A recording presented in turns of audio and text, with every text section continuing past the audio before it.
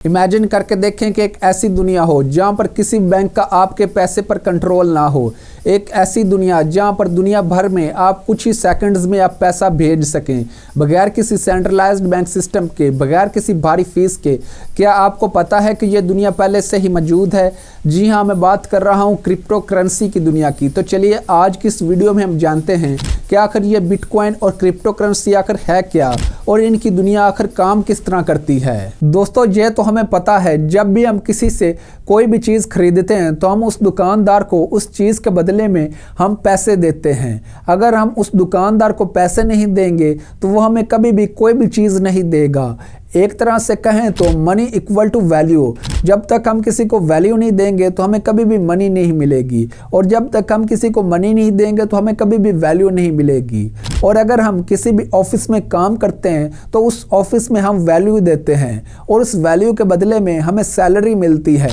अगर हम वहाँ पर वैल्यू नहीं देंगे तो ऑफिस वाले हमें कभी भी सैलरी नहीं देंगे। लेकिन आज से कई हजार साल पहले जब मनी थी नहीं, तो तब सामान खरीदने और बेचने के लिए बार्टर सिस्टम का इस्तेमाल किया जाता था। बार्टर सिस्टम एक ऐसा सिस्टम था जिसमें कोई भी इंसान वैल्यूएबल चीज़ के बदले में वैल्यूएबल चीज़ ले सकता था। फॉर एग्जाम्पल, अगर किसी को गंदम की ज़रूरत होती थी तो वो अपने मवेशी देकर गंदम ले लेता था। लेकिन बार्टर सिस्टम में एक बहुत बड़ा ड्रॉबैक था। फॉर एग्जाम्पल, एक फार्मर है जो गंदम की काश्त करता है और उसको जूतों की ज़रूरत है, और वो अपनी गंदम देकर एक शू मेकर से जूते लेना चाहता है, और वो शू मेकर के पास जाता है जूते लेने के लिए। हो सकता है कि फार्मर को तो जूतों की ज़रूरत हो, लेकिन हो सकता है कि उस शू मेकर के पास ऑलरेडी इतनी ज़्यादा गंदम हो कि उसको गंदम की ज़रूरत हो ही ना। तो इस केस में बार्टर सिस्टम फेल हो गया था। तो उस वक्त जब बार्टर सिस्टम फेल हो गया था तो लोगों ने फिर गोल्ड में ट्रेड करना शुरू कर दिया था, क्योंकि गोल्ड उस वक्त हर किसी के नज़र में एक कीमती और वैल्यूएबल चीज़ थी, और दूसरा ये कभी भी ख़राब नहीं होता था। इसीलिए अगर किसी भी इंसान को कोई भी चीज़ खरीदनी होती थी तो वो गोल्ड देकर वो चीज़ खरीद लेता था। लेकिन जैसे जैसे ट्रेडिंग और भी इंक्रीज़ होती गई तो भारी सोना साथ लेकर जाना और भी मुश्किल और ख़तरनाक होता गया। तो इस मुश्किल को आसान बनाने के लिए गवर्नमेंट ने लोगों को मशवरा दिया कि वो अपना गोल्ड गवर्नमेंट के पास जमा करवा सकते हैं, और गवर्नमेंट उनको एक रसीद देगी जिसकी बना पर वो पूरे मुल्क में ट्रेडिंग कर सकते हैं। लेकिन इस रिसिप्ट सिस्टम से भी काफ़ी मसले पैदा होने शुरू हो गए थे, जैसे कि मुल्क में पॉपुलेशन बहुत ज़्यादा है और गोल्ड बहुत ही कम। तो इस मसले को हल करने के लिए गवर्नमेंट ने पेपर करेंसी का कंसेप्ट मुतारफ़ करवाया था। पेपर करेंसी एक ऐसी करेंसी थी जिसका गोल्ड से कोई लिंक नहीं था, बल्कि इस पर गवर्नमेंट का कंट्रोल होता था और अवाम को गवर्नमेंट पर ट्रस्ट करना होगा। सो अगर किसी भी इंसान को कोई भी चीज़ खरीदनी होती थी तो वो ये पेपर करेंसी देकर वो चीज़ खरीद सकता था। सदियों तक पेपर करेंसी पर डिपेंड रहने के बाद दुनिया अब एक नए दौर में दाखिल हो चुकी थी, और वो दौर था टेक्नोलॉजी का दौर। और इस टेक्नोलॉजी के दौर में एक कंसेप्ट निकल कर आया था डिजिटल करेंसी का। डिजिटल करेंसी की कोई शक्ल मौजूद नहीं होती, बल्कि इसको डिजिटल अकाउंट्स में सेव किया जाता है और ऐप्स और ऑनलाइन बैंकिंग के ज़रिए से इसको कंट्रोल किया जाता है, और जितनी भी ट्रांजैक्शंस होती हैं वो सब ऑनलाइन रिकॉर्ड की जाती हैं। दोस्तों, क्रिप्टो करेंसी को समझने से पहले हम समझते हैं कि आखिर ये डिजिटल करेंसी आखिर काम किस तरह करती है। दोस्तों, digital currency normal paper currency की तरह ही काम करती है, लेकिन यह डिजिटल शक्ल में मौजूद होती है, और state of bank of Pakistan इस करेंसी को जारी करता है और कंट्रोल करता है। फॉर एग्जाम्पल, आप में से कोई भी ऑनलाइन शॉपिंग करना चाहता है। फॉर एग्जाम्पल, आप ऑनलाइन शूज़ ही बाई करना चाहते हैं और उन शूज़ की प्राइस है 5000, तो सामने वाला आपको वैल्यू दे रहा है तो आपको भी इनकी कीमत देनी होगी। तो आप अपने मोबाइल से किसी बैंक अकाउंट का जिसमें आप अकाउंट है उसका ऐप ओपन करते हैं। फॉर एग्जाम्पल, आप नेशनल बैंक ऑफ पाकिस्तान का ऐप ओपन करते हैं और पैसे सेंड करने की कोशिश करते हैं। तो फाइनल पेमेंट होने से पहले 2 या 3 सेकंड लगेंगे, और ये रिक्वेस्ट सबसे पहले नेशनल बैंक ऑफ पाकिस्तान के पास जाएगी। National Bank of Pakistan check करेगा कि आपके अकाउंट में 5000 हैं कि नहीं।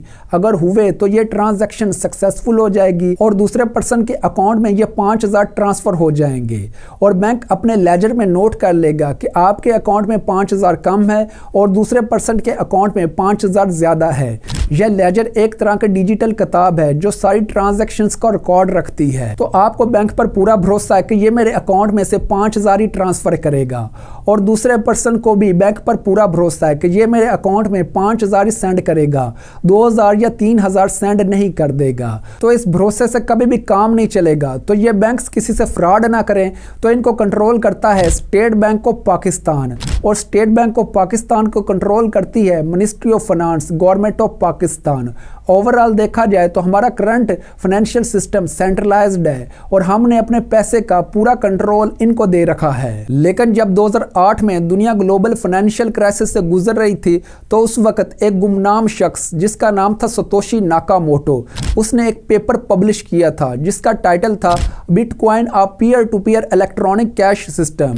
ये सतोशी नाकामोटो कौन था, इसके बारे में आज तक किसी को भी नहीं पता। ये पेपर दरअसल वो ब्लूप्रिंट था जिसकी हेल्प से आज हम बिटकॉइन और ब्लॉकचेन टेक्नोलॉजी को जानते हैं।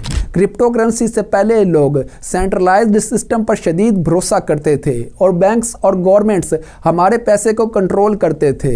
लेकिन सतोशी नाकामोटो ने बताया कि किस तरह हम सेंट्रलाइज्ड सिस्टम को डिसेंट्रलाइज्ड बना सकते हैं और अपने पैसे का पूरा कंट्रोल अपने पास रख सकते हैं और किसी भी करप्शन से हम बच सकते हैं और एक कंट्री से दूसरी कंट्री में बिना किसी रुकावट के हम पैसा भेज सकते हैं। तो बिटकॉइन की साइंस को मैं आपको एक एग्जाम्पल से बताता हूँ। फॉर एग्जाम्पल, दो लोग हैं ए और B. For example, A person B person से शूज बाय करना चाहता है और इन शूज की प्राइस है 1 बिटकॉइन जो ए पर्सन को बी को देनी है इन शूज के बदले में। अगर ए पर्सन क्रिप्टो करेंसी से हटकर नॉर्मल करेंसी से पेमेंट करता है, फॉर एग्जाम्पल अपने क्रेडिट कार्ड से पेमेंट करता है, तो इस करेंसी की ट्रांजैक्शन को एक बैंक के लेजर में नोट किया जाएगा।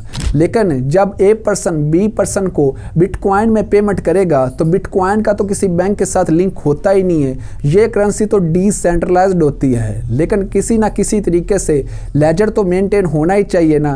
तो अब आप इमेजिन कर लें कि जब ए पर्सन बी पर्सन को 1 बिटकॉइन सेंड करेगा, तो अब आप इमेजिन कर लें कि इस बिटकॉइन नेटवर्क के साथ CDF पर्सन भी जुड़े हुए हैं। तो जब ए पर्सन बी पर्सन को 1 बिटकॉइन सेंड करेगा तो उस वक्त एक लेजर मेंटेन होगा कि ए सेंड 1 बिटकॉइन टू बी, और इस लेजर की कॉपी सभी ABCDF में डिवाइड हो जाएगी और ये सभी ABCDF इस लेजर को मेंटेन करेंगे। और अब क्योंकि इस लेजर की कॉपी सभी में डिवाइड हो चुकी है, तो अब ये पब्लिक लेजर बन चुका है, तो अब कोई भी इस लेजर को मेंटेन कर सकता है।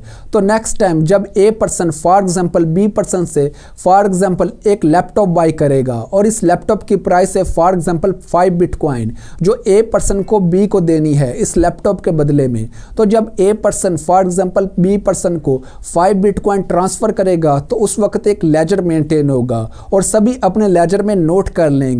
ए भी अपने लेजर में नोट कर लेगा कि ए सेंड 5 बिटकॉइन टू बी, इसी तरह बी भी अपने लेजर में नोट कर लेगा कि ए सेंड 5 बिटकॉइन टू बी, इसी तरह सी भी अपने लेजर में नोट कर लेगा, इसी तरह डी भी अपने लेजर में नोट कर लेगा, इसी तरह एफ भी अपने लेजर में नोट कर लेगा कि ए सेंड 5 बिटकॉइन टू बी। लेकिन इस सिस्टम में एक बहुत बड़ी प्रॉब्लम है कि वेरीफाई करके लेजर में एंट्री करने के लिए BCDF को पता किस तरह चलेगा कि ए पर्सन के पास 1 बिटकॉइन है शूज़ बाई करने के लिए और 5 बिटकॉइन है लैपटॉप बाई करने के लिए। और दूसरी और सबसे बड़ी प्रॉब्लम ये है कि हो सकता है कि ये जो बिटकॉइन नेटवर्क के साथ जुड़े हुए लोग हैं ये अपने लेजर में सही एंट्री करेंगे कि नहीं। हो सकता है कि ये अपने लेजर में गलत एंट्री भी कर सकते हैं। तो हम लोग किस तरह ट्रस्ट कर सकते हैं कि ये सभी लोग अपने लेजर को सही तरीके से मेंटेन करेंगे कि नहीं।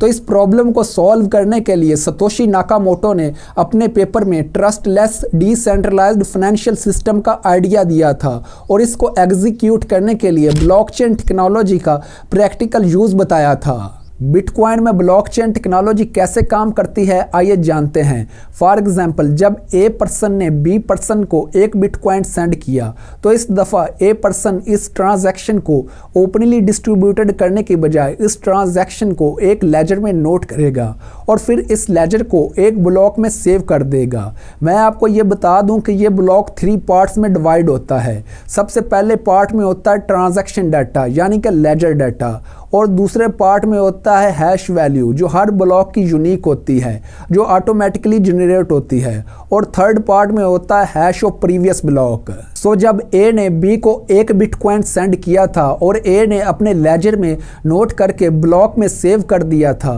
तो ए को पता किस तरह चलेगा कि उसके पास 1 बिटकॉइन है इन शूज़ को बाई करने के लिए।